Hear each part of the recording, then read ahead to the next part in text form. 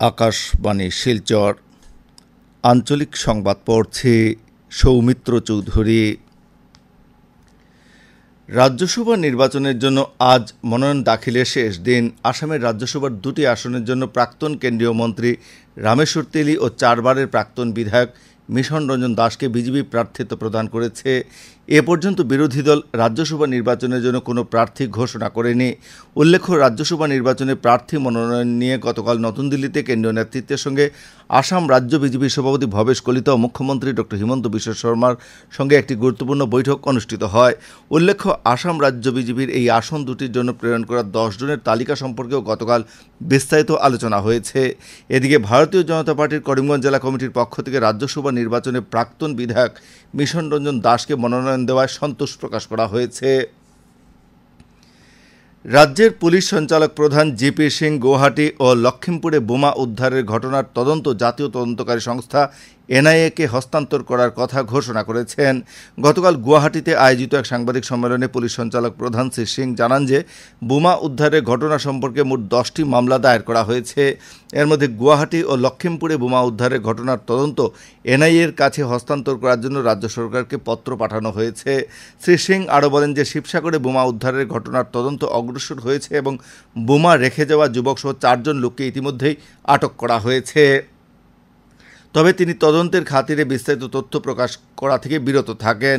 Police সঞ্চালক প্রধান রাজ্যে শান্তি শৃঙ্খলা ব্যাহত হয়নি এবং কোনো কারণে তা ব্যাহত হওয়া উচিত নয় বলেও মন্তব্য করেন।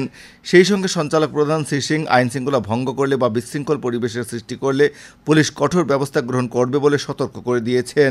এক্ষেত্রে কোনো লোকের কোনো অভিযোগ থাকলে তা পুলিশ প্রশাসনকে অবগত করতে তিনি আহ্বান জানান। রাজ্যের পঞ্চায়েত ও গ্রামোন্নয়ন মন্ত্রী রঞ্জিত কুমার দাস গতকাল করিমগঞ্জ জেলা সফর করে রাতাবাড়ি বিধানসভা কেন্দ্রের অন্তর্গত হরিনগর গ্রাম পঞ্চায়েতের রাজনগর গ্রামে সিসি ব্লকের নির্মিত সড়কের কাজ পরিদর্শন করেন এবং দুর্লভছড়া উন্নয়ন খণ্ডের লালছড়া গ্রাম পঞ্চায়েতে অনুষ্ঠিত ব্লক স্তরের সভায় প্রধানমন্ত্রী গ্রাম সড়ক যোজনা, প্রধানমন্ত্রী আবাস যোজনা, গৃহ নির্মাণ, রেশন কার্ড, এমজিএনরেগা সহ বিভিন্ন কাজের পর্যবেক্ষণ করেন। মন্ত্রীর সঙ্গে বিধায়ক বিজয় মালাকার, জেলা বিজেপির সভাপতি সুব্রত ভট্টাচার্য, করিমগঞ্জ জেলা পরিষদের মুখ্য কার্যবাহী আধিকারিক লক্ষ্মীনন্দ সাহানিয়া প্রমুখ উপস্থিত ছিলেন। আসাম বিধানসভার 5টি আসনের উপনির্বাচনের জন্য গতকাল ফটোযুক্ত চূড়ান্ত ভোটার তালিকা প্রকাশ করা হয়েছে। এই 5টি বিধানসভা আসন হচ্ছে ধলাই, বিহলি, বঙ্গাইগাঁও, সামাগুড়ি ও সিদলি।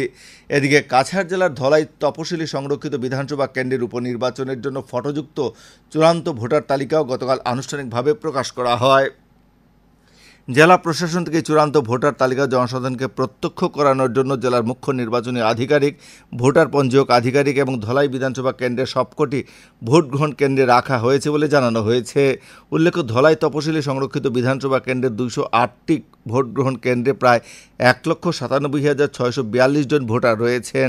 এর মধ্যে 99,758 জন পুরুষ, 97,883 জন মহিলা সহ একজন তৃতীয় লিঙ্গের ভোটার রয়েছেন। চলতি বছরের 30শে জুলাই প্রকাশিত খসড়া ভোটার তালিকা থেকে 330 জনকে বাদ দেওয়া হয়েছে এবং 1200 জন ভোটারকে অন্তর্ভুক্ত করা হয়েছে। ভারতীয় আবহাওয়া বিজ্ঞান বিভাগ থেকে উত্তর পূর্বাঞ্চলের রাজ্যগুলিতে ধারাবাহিক বৃষ্টিপাতের আশঙ্কা করে কমলা সতর্কতা জারি করা হয়েছে।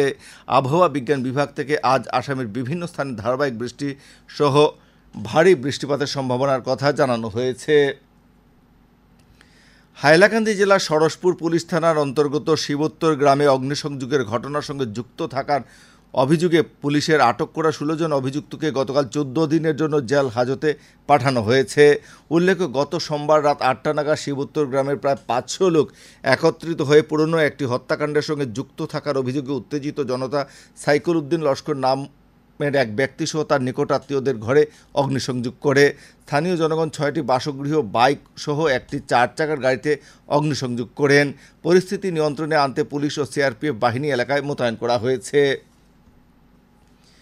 ধলাইয়ের মাতৃভূমি cup prize money knockout football প্রতিযোগিতার আজকের খেলায় মণিপুরি ওয়েলফেয়ার সোসাইটি খেলবে কর্কট এফসির বিরুদ্ধে।